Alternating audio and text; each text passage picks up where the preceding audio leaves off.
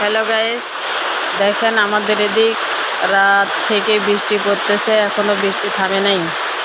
প্রচুর পরিমাণ বৃষ্টি পড়তেছে, দেখেন সেই বৃষ্টি।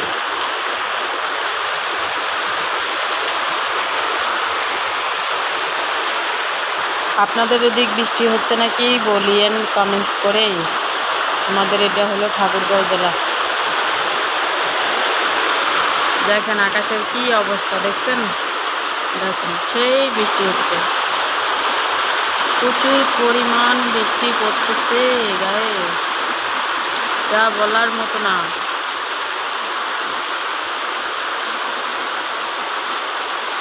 শাক সবজি সব কিছু নষ্ট হয়ে যাচ্ছে পচে।